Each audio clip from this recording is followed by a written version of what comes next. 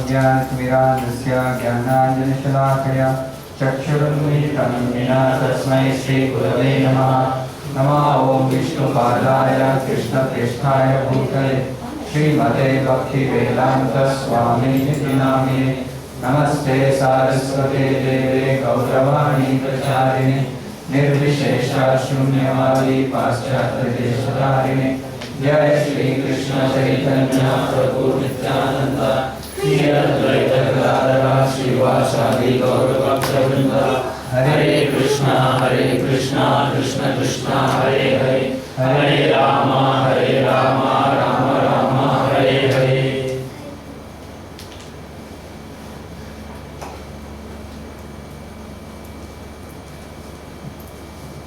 Hare Krishna.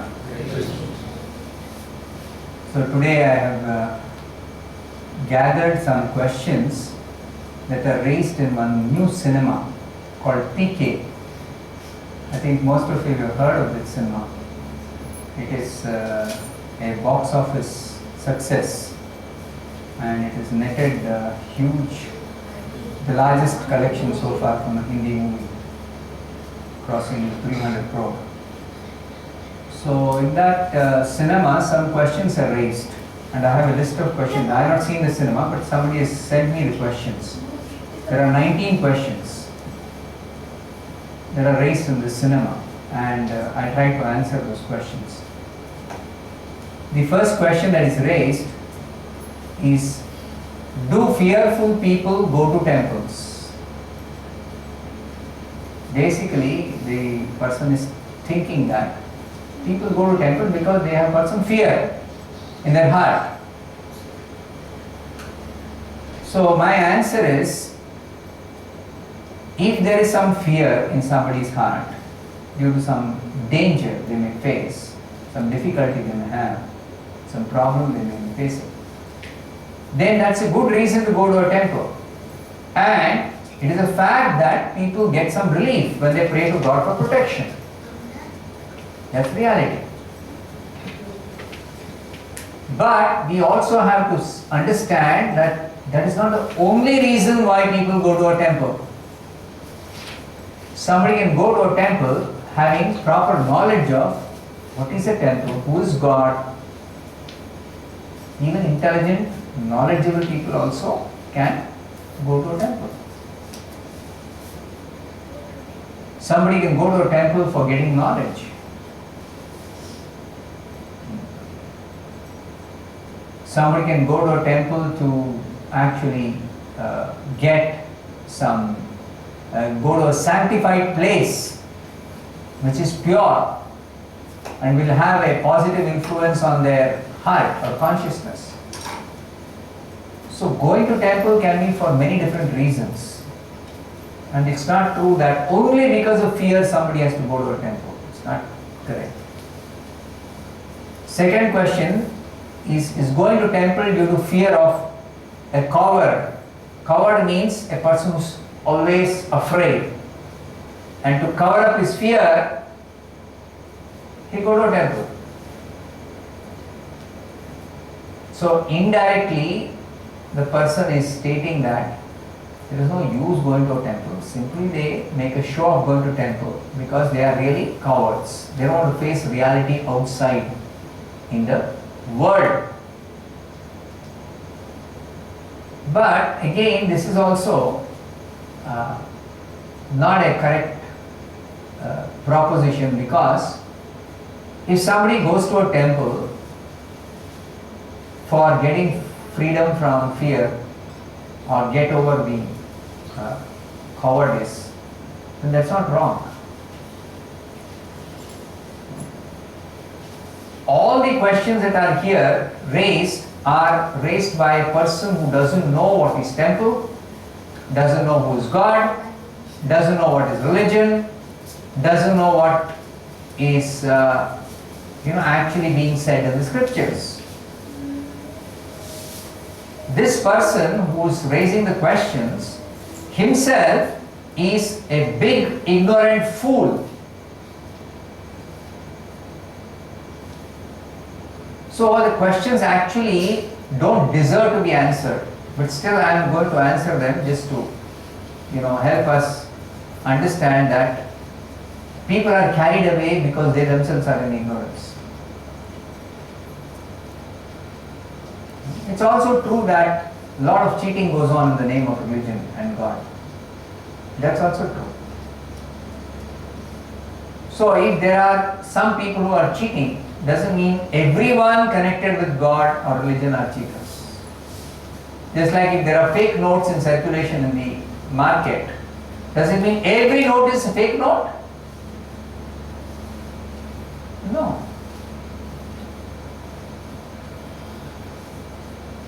So this second question also is not a proper question. If somebody goes to a temple to get proper guidance about who is God, what is religion, what is the proper way to approach God, etc., then and they have to get this knowledge from the proper authorities. Nowadays what happens, people try to discuss about God when they are having a haircut. They discuss with a barber. Is barber an authority on God? Or they are standing by a pawn shop. I don't know whether you have in Chennai. In other cities, this pawn shop, very common. So people stand there and in a light conversational mood, they discuss about God. This is the seriousness with which they actually approach this subject. Which is why they can never have a proper understanding of God if they discuss in such a light way. It's a very serious subject matter. So obviously they won't get a proper answer. So all the questions are in this way, in a different tone it has been raised. The third question is religion a business run by government to exploit people's fears? So my answer is, true religion is not a business. But cheaters can take advantage of people's religious sentiments. And cheaters can exploit people and make a business out of religion. It's possible. And there are some people who are doing it. So again the same logic, that because some cheaters are there, you don't brand everyone as a cheater. Fourth one, is religion made by man or made by God? So my answer is yes, there are two kinds of religion. The real religion is given by God.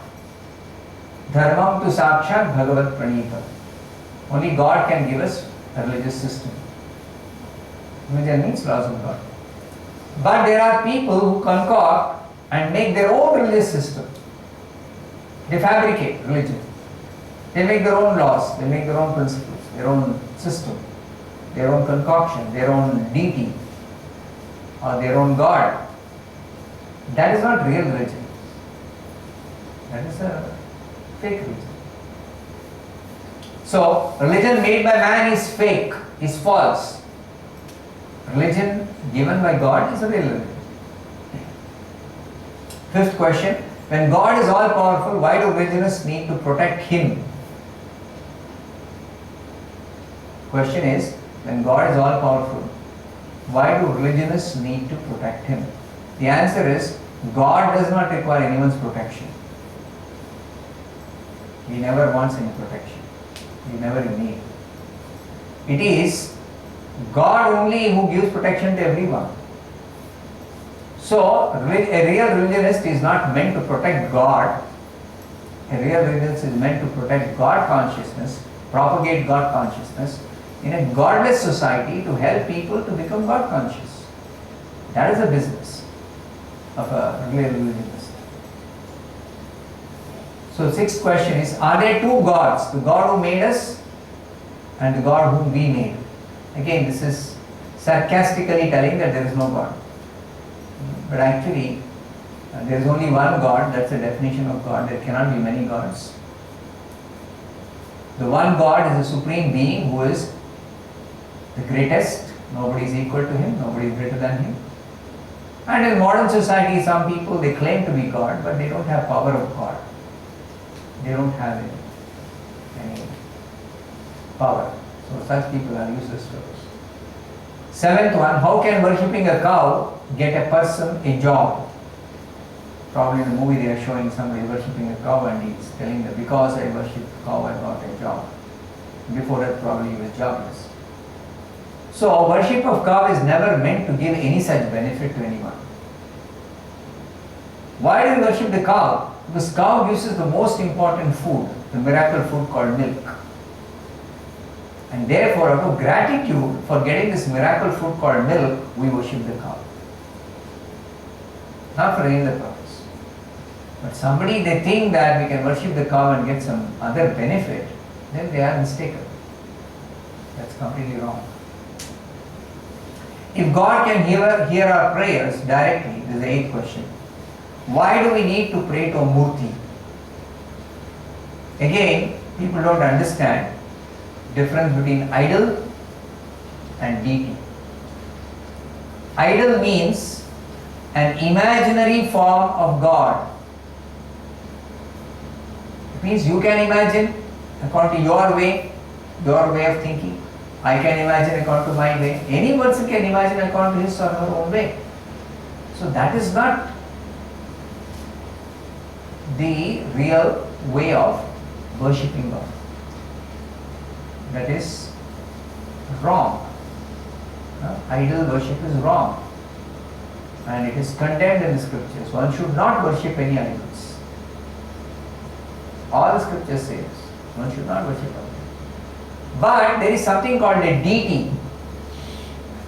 Deity means a real form of a real person. Real form of a real person. So such a real form is worshipped by devotees, by spiritualists, according to scriptures. And by worshipping a deity, a real form, the worship is reaching the Supreme Lord, whom we cannot directly approach in our present condition.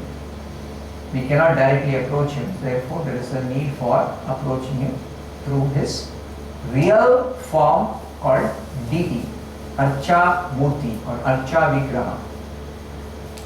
And the Archa Vigraha, there is life. It's not a dead statue. The idol is a dead statue. Idol is a dead statue. Deity is a living person. Living person. Then the 9th question is, if God has a plan for everything, does chanting mantras change his plan?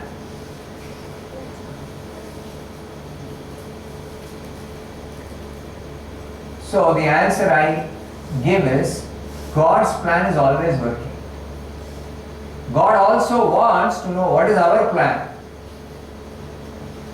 Whether we want to be in this world and enjoy independent of him, or we want to put an end to this false enjoyment, give up our foolishness and go to his kingdom and enjoy eternal life full of bliss and knowledge. So the choice is given to us by God. That's exactly his plan.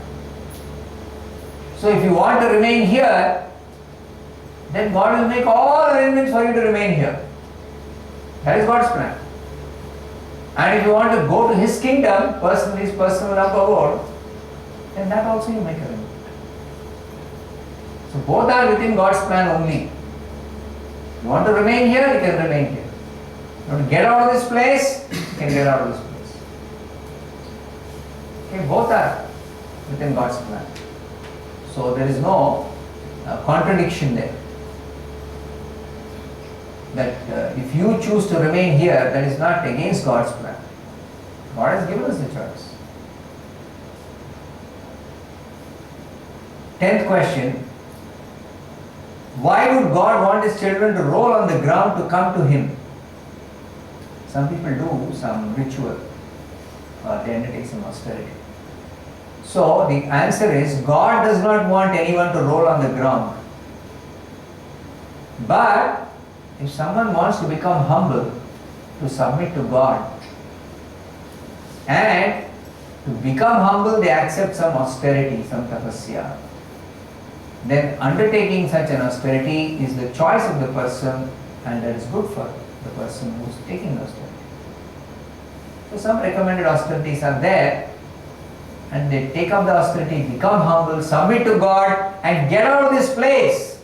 Then they are really wise people. They are intelligent people. So it is not that one has to do some particular type of austerity or some particular type of ritual. The choice is always yours. You choose. You make an intelligent choice. 11th question. Why does God not answer our prayers? Obviously, he is thinking that always God does not answer our prayers. Now, God is not our order supplier. He is completely independent. And our position is we are completely dependent on Him. Whether we accept or don't accept, whether we acknowledge, don't acknowledge, we are completely dependent on God. That's our position. So, if we demand something from God, then God is not obliged to supply the demand. No. But if we intelligently approach Him by a proper method, then we can get all benefit. We can invoke His kindness, His compassion, and get all benefits from Him. To the extent that He will sell Himself to you. He will offer His own self to His devotees. So you become His devotee. But not otherwise. Then the 12th question is, why does God favor the wealthy by letting them bypass the queues in the temple? Now this queue in the temple is not God's arrangement. Whose arrangement is that? It's the modern society's invention. Such a thing never existed in the past. I got some video of Tirumala in 1920s and 1930s. You see, the crowds are not there at all, the way we see crowds today on Tirumala. Crowds are not there. People used to go visit a temple, and such temples were not crowded. And people had to take austerity to go to that place. There was no modern convenience like what we have today. Cross the 7 hills, they had to go by walk. And then they had to go through forests. And then they had to take a lot of austerity. So it was not an easy task to visit Tirumala then. So with commercialization, with modern conveniences, with people becoming more lazy, all these type of systems are coming. Bypass the queue by paying more money, all this. This has nothing to do with religion or God consciousness. Or it is not in the scripture, it is not in any arrangement of God or God's devotees. No, it is actually man-made. So why man-made things should be questioned in terms of what God wants? 13th question, why do religious teachers threaten people with fear of future punishment? Actually, religious teachers are teaching what is sin and what is not sin. Papa and Punya. Every civilized man should know the difference between what is sin and what is not sin. Because if somebody commits sin, then their sinful activities will lead to suffering in the future. Because they are violating the laws of God, which are applicable to everyone. So only foolish people go on committing sins and they go on accumulating sinful reactions to suffer more and more in the future. But if somebody is educating, don't do sin, so that you can save yourself from suffering, that's actually a great service to society. It's not a way of threatening people.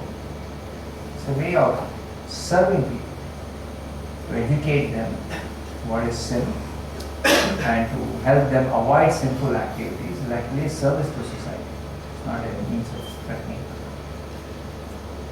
14th question, why do different religions have different rituals? Actually, there are not two religions, only one religion. The real religion is the one that teaches people how to love God. God is one, religion is one. Real religious system is one. But people have created so many different religious systems. That is a human creation, man-made. 15th question, why aren't we born with religion stamped on our body? Actually, man-made religions are based on birth in a particular family. Somebody is labeled as a Hindu, Christian, Muslim, whatever, based on birth in a particular family. But real religion is eternal religion. And what is that? We are eternally servant or devotee of God. That is real religion. And that is one. That is universal. That's true for everybody. And it has nothing to do with the body. Prabhupada proved this. He went to so many countries all over the world and spread this Krishna consciousness. So when Prabhupada traveled to America first and then to other countries including Africa, Greece, and he made them chant Hare Krishna, made them all chant Hare Krishna. They became devotees. So that has nothing to do with the body. Okay. 16th one, does God respond more to our prayers when we worship Him in a bigger murti? Again, this person doesn't know what is a deity. He is thinking big murti means some big thing and small murti. There is no difference between big murti and small murti. The only thing is, properly one has to install a deity and worship it according to proper scriptural directions. The person doesn't know what is a deity, therefore he is asking this stupid question. 17th question, is the God who made us completely unknowable to us?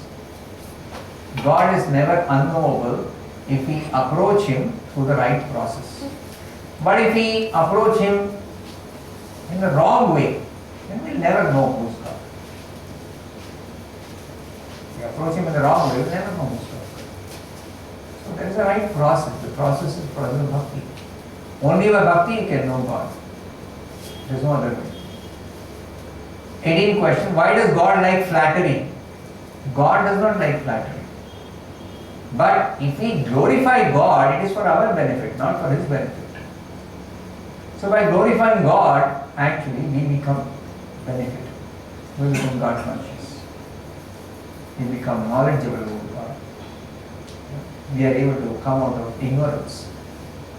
So that glorification is different, and it is glorification is factually stating God's greatness, which is truth, which is fact, which is not exaggeration. This is not false. 19th and last question. Are rituals wrong numbers for calling God? Some people, they criticize rituals. Rituals are not the method of calling upon God. To call upon God, you simply have to chant His name. But rituals are stepping stones to develop faith in God by a person who is godless.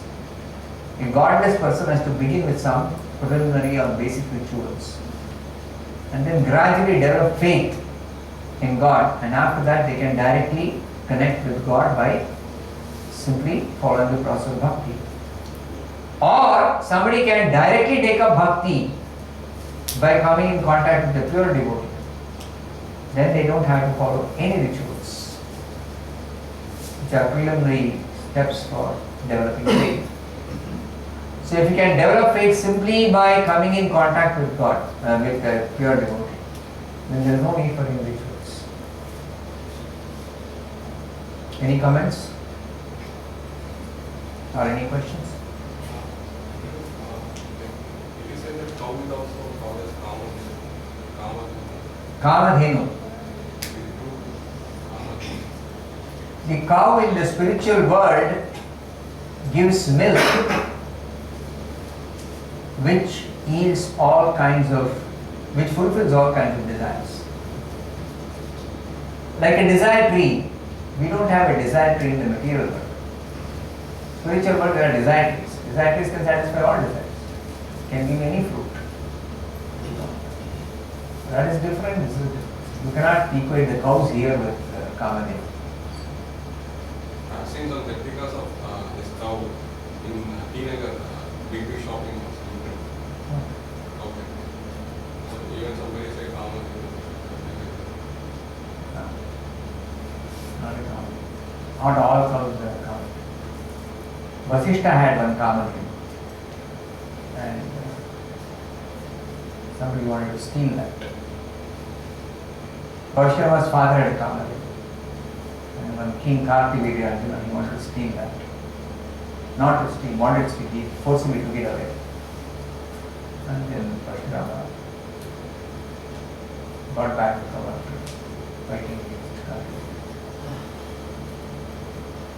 So those things are not common. It's very, very rare. In the spiritual world, all cows are common. Yes.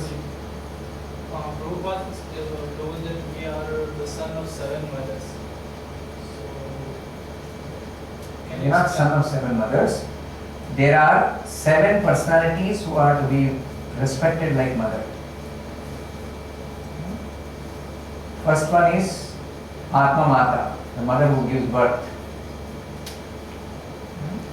Then second one is Guru Patni, the wife of the teacher or spiritual master. If the spiritual master is a householder, she is to be also respected like mother. In the Gurukul system, the children are sent to the house of the Guru called Gurukula. In the Gurukula, if the Guru is a householder, then he will be living with his family.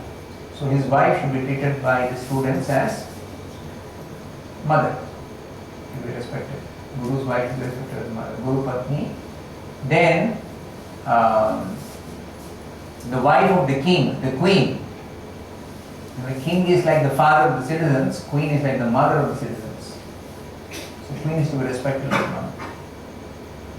Then Brahmani, the wife of a Brahmana. Again, in the Vedic society, a Brahmana is considered to be like the spiritual guide for all the other people. So his wife is to be respected like a mother. Then Dhenu, cow. Cow is to be respected like mother, because cow gives us milk. And Dhatri, Dhatri means nurse. In the Vedic society, this conception is there, it's not there in modern times. That some women, they specialize in taking care of newly born children. To the extent that they can even breastfeed their milk to such children. So they are also to be respected like mother, because they are playing the part for a small child.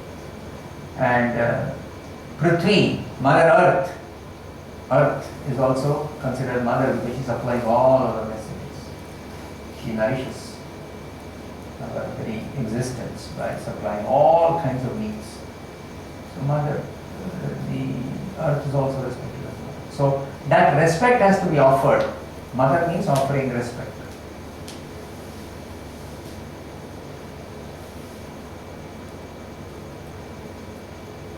Next question.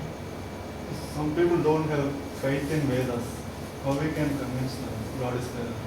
Because we will refer Vedas only. Yeah, if they don't have faith in Vedas, then you have to present the Vedas scientifically. What objection can they have to the Vedic statements? Now, certain things in the Vedas can be verified. That can be presented.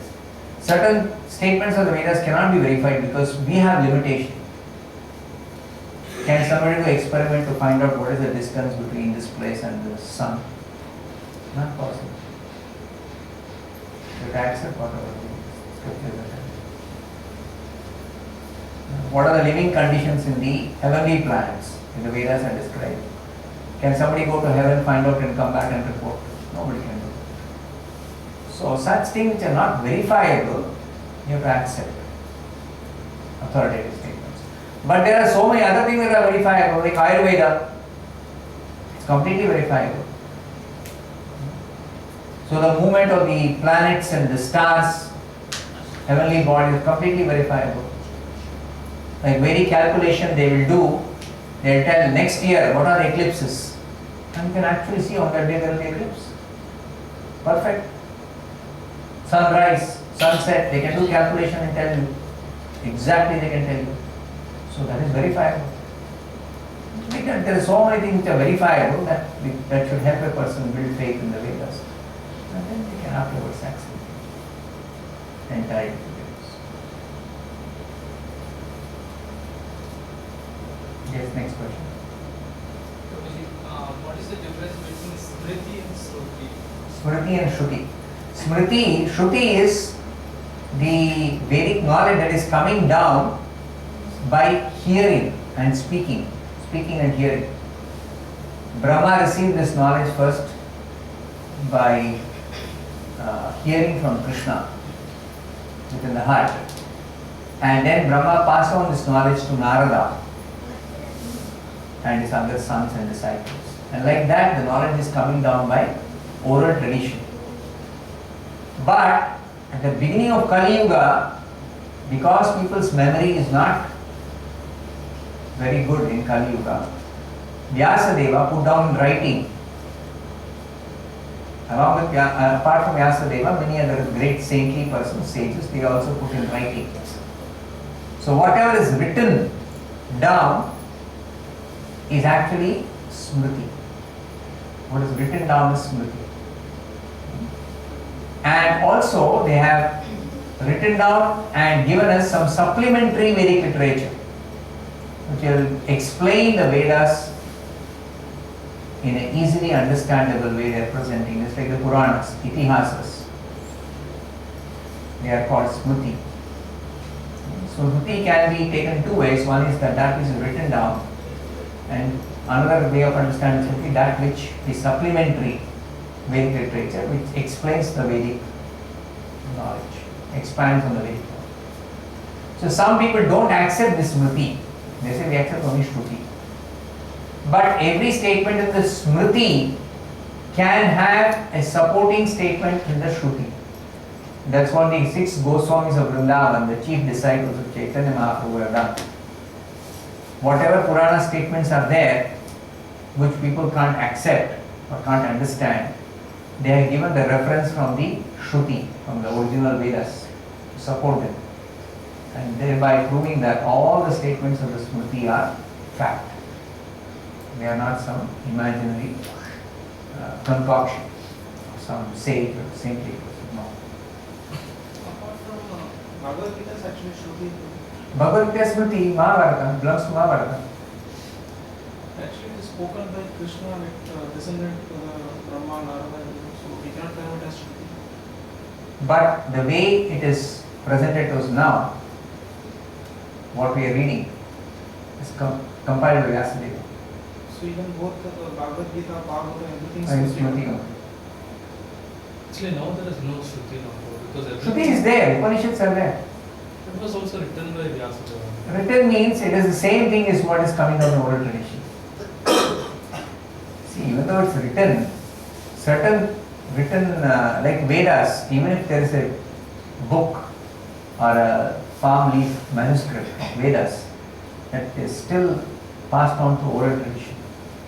The chanting is to be done in a particular way, the meter, the swara, all that is very, very particular. That you can't get by reading the books. You have to learn it by hearing. Shruti, there is a way of chanting it, metrical chanting. And that is preserved even to this day by people who are teaching by speaking. You have to learn only that way, you cannot learn the other way. On spiritual leader Prabhu, who belongs to some other religion, so he is telling that whatever is uttered by from the mouth of the Lord is called as Shruti, and whatever is talking about Lord is called as Smriti. So Shruti, so he is just criticizing that Bhagavad Gita, so even we also don't know that clear separation between the Shruti and Smriti. That's what I told you, no? One way of distinguishing Shruti and Smriti is that which is coming down to the oral tradition is Shruti. Shruti means that which is heard, literal meaning. Shruti, that which is heard, and that which is coming down through writing is Smriti. So the Puranas, the Itihasas are compilations of historical facts in connection with God. So they are all Smriti. So Bhagavad Gita is part of Mahabharata. Yes. So both Bhagavad Gita and also Mahabharata we should consider as Smriti only, not Yeah. as Shruti. The Bhagavad Gita is called as Gita Upanishad. It is called as Gita Upanishad because it contains the essence of all the Upanishads. It contains the essence of all the Upanishads. That's why it's called as Gita Upanishad. And scholars who have studied the Bhagavad Gita and all the Upanishads, they say that whatever is there in the Upanishad, same thing is presented very nicely in the Bhagavad Gita. Actually, it's amazing how what all is there in the Bhagavad Gita. In just 700 verses, it's impossible for any human being or any created being to present so much of philosophy and knowledge in 700 verses. It's impossible. Only God can do it. And that's why it is not actually man-made. It's given by God directly. Even the Puranas, they are inspired by God. The saintly persons who undertake, the sages, the rishis who compile the Puranas, Itihasas and all these literature, Ramayana. Now Valmiki compiled it under inspiration from God. Otherwise no human being, no devata, no scholar can compile like that. 24,000 verses, completely metrical, perfect meter. Very systematically, very logically, very nicely it is describing the pastimes of Lord Rama. Very nicely done. So that is not possible for any created being to do. Only God. So under inspiration from God, Valmiki has compiled the Ramayana. Vyasadeva is God's incarnation himself. So that's how he compiled so much. So many Puranas, Itihasas. Mahabharata, 1 lakh verses. Who can compile? Each of the Puranas have thousands and thousands of verses. Totally all the Puranas have 4 lakh verses. 18 Puranas. So Vyasadeva has compiled 4 lakh verses. It's not easy task. So ultimately even Smriti is given by God only, not man.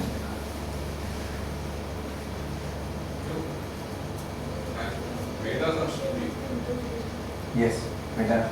but Vyasadeva, being compassionate, he divided into 4 Vedas. Vyasadeva did lot of work. You see what Vyasadeva did? First of all, he put down the Vedas in writing, which is coming oral tradition, because in Kali Yuga people's memory is very short. So to help the people know what the Vedas are, he put down in writing.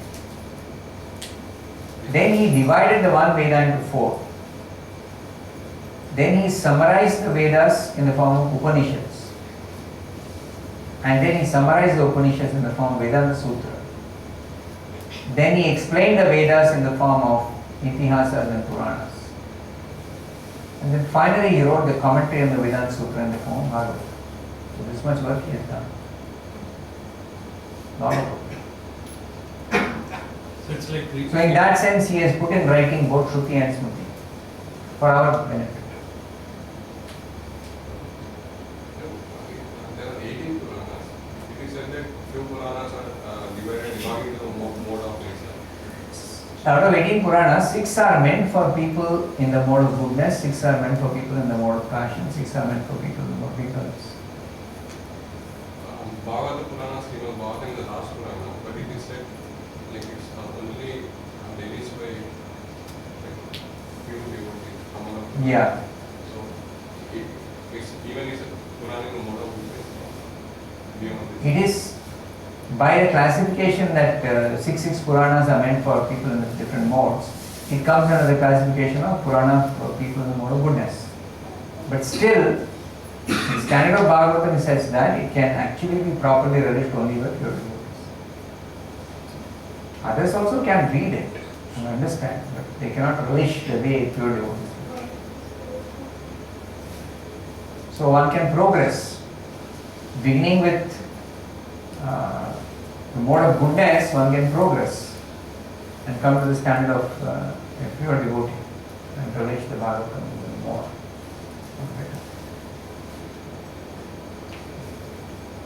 So Devi Bhagavatam also comes in this Devi Bhagavatam. I don't know. Devi Bhagavatam is not given. 18 the Puranas names are given in the Bhagavatam. Yes. Swamiji, in the current scenario, we witness a lot of harmful number of tragic road accidents, atrocities against women, theft, robbery, etc., etc. And what does this actually indicate? Are we towards the end of Kali Yuga? No. What is happening is these sinful activities are increasing. So when sinful activities increase, the sinful reactions also will be more. What should be the role of the God? God is always there. God is always neutral. God is always neutral. Unless we take a step towards God and try to connect with Him, God is always neutral. Samoham sarva bhuteshu name dveshu asti na priyaha. Bhagavad Gita, the statement of Krishna is there. He is equal to everybody. Nobody is his favorite. He doesn't hate anybody. He doesn't love somebody. But if he becomes his devotee, then he takes special care. Then he gives special protection, special care he takes, special intelligence, special directions. It's only for devotees. But others he is neutral. So neutral means he will award the result of whatever activities they do. They do good, they get good. If they do bad, they get bad. They get punishment. Blade of grass cannot move without the sanction of the Lord. People are doing the activities, sinful activities, and people are doing the pious activities. When the person is doing activities that has to sanction with the Lord. Yeah, every activity has to be sanctioned by God. So then the question may be asked, why God sanctions bad activities? So God is sanctioning activities not based on whether they're good or bad. He's sanctioning activities based on whether a person has got the requisite,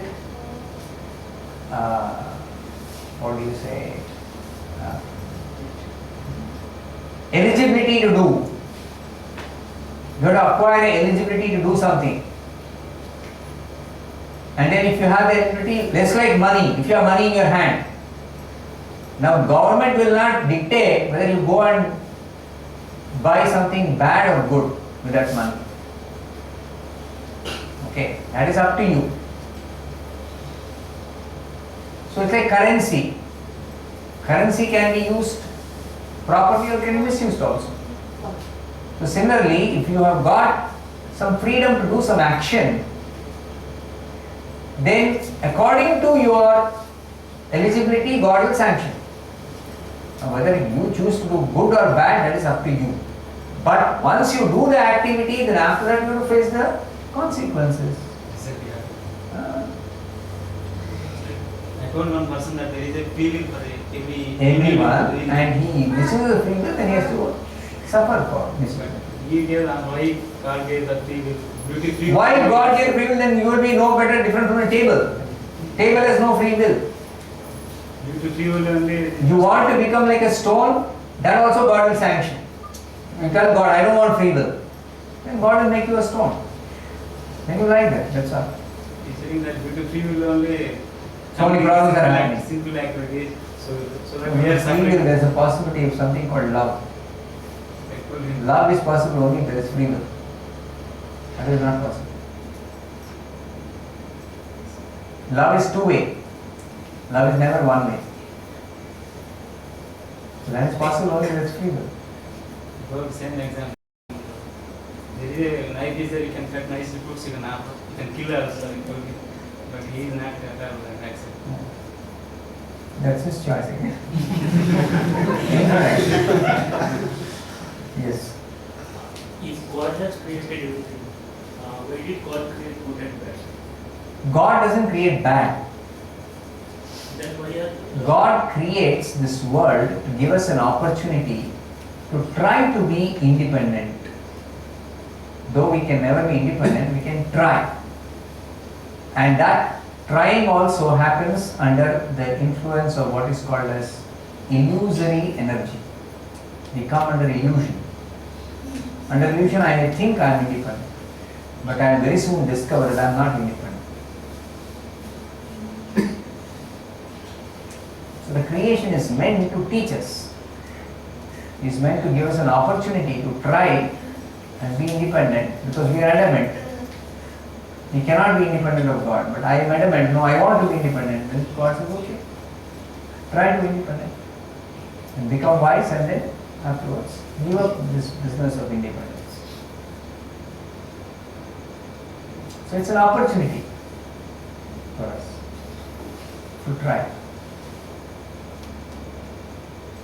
And if God asks you to try, why are we again praying to God? No, God is not asking you to try and permanently keep trying. To try, just like a child is very adamant to do something wrong, the parents may allow. First the parents say, don't do it. But then the child insists, father will say, okay, try. And then when the child gets into trouble, what does the father do? Rescue the child. That's exactly what God is doing.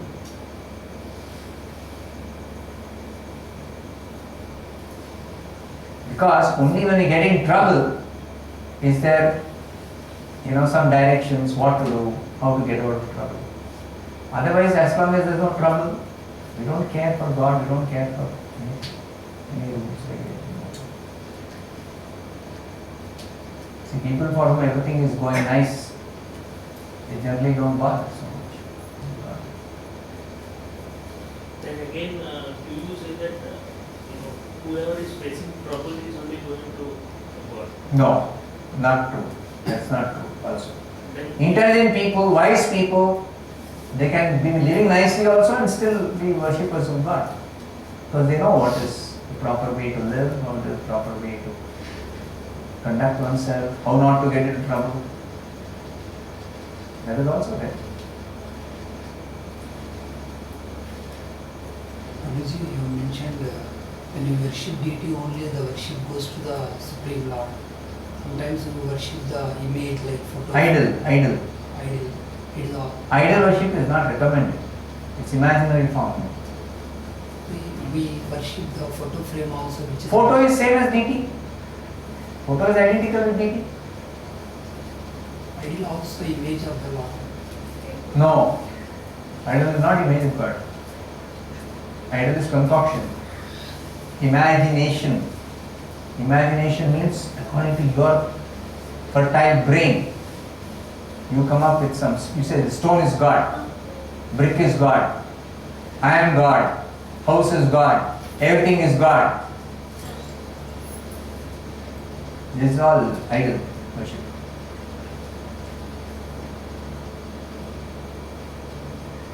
in a deity form, is there a particular rupam for? Yes, 100%. Where does it find? It's just like if I were to show a photograph of how you look, supposing you are arriving in some station, some city, first time, and I am sending my representative to bring you from the station.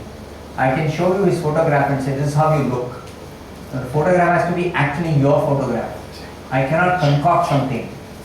I can't pick up some other photo and say, I take this. No, something will work. Correct? It has to be actually your photograph. Then only it's going to work. Correct? Similarly, God's deity has to be identical with God. Then only it is deity. Otherwise not deity. It has to be identical with God. So how to make an identical form of God? The description is there. How does he look like? What does he hold? What is his size? What is his color? What is his dress? What is his... Every detail is there. So many textbooks are there describing so much detail. Agama Shastra.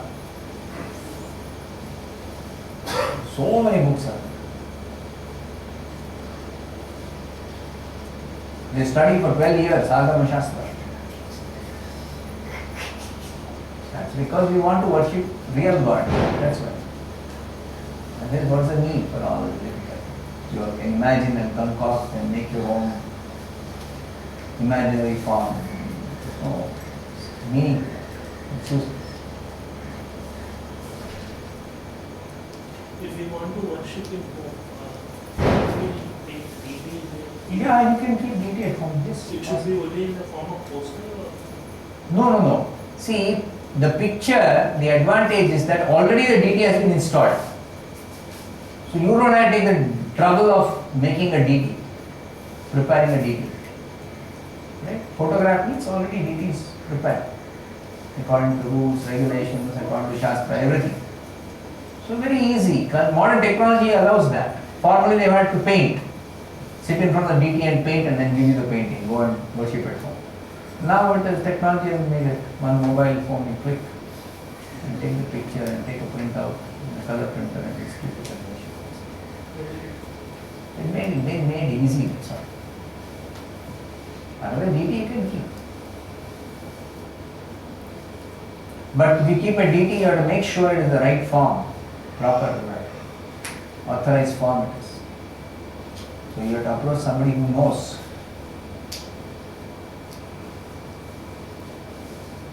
Yes. How Grihastha ashram can lead to the moksha?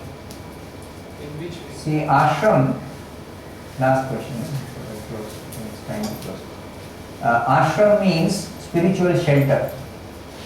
So in the Vedic system, there are 4 ashrams in 4 stages of life. Brahmacharya, Grihastha, Vanaprastha, Sannyas. So Brahmachari life, Brahmachari stage is the stage of training for spiritual practice. Training for spiritual practice.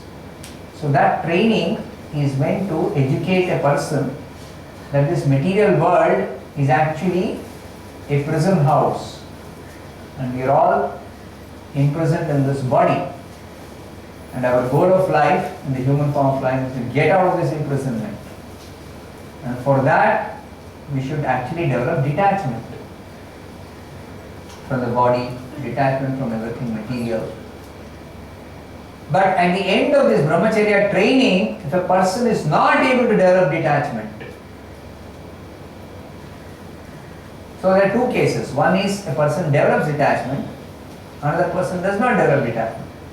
So for both of them, the recommendation is there to continue spiritual life.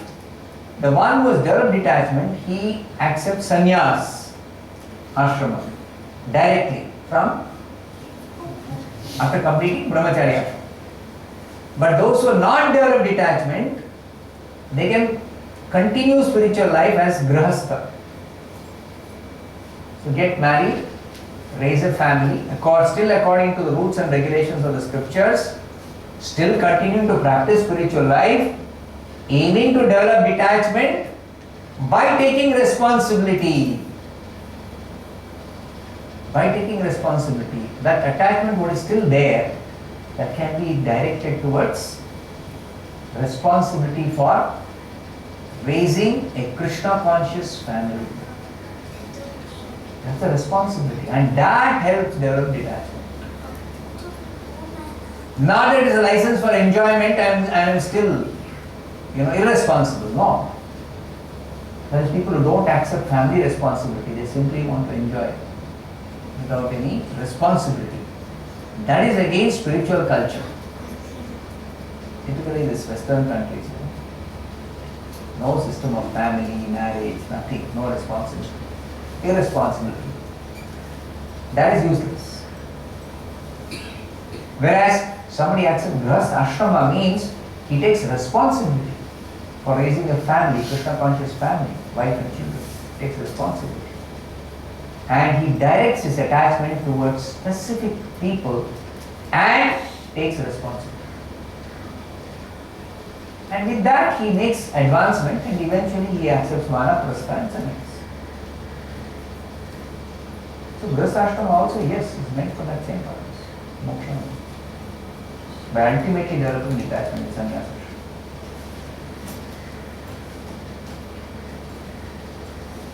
Okay, I'll stop it then. The Prabhupada.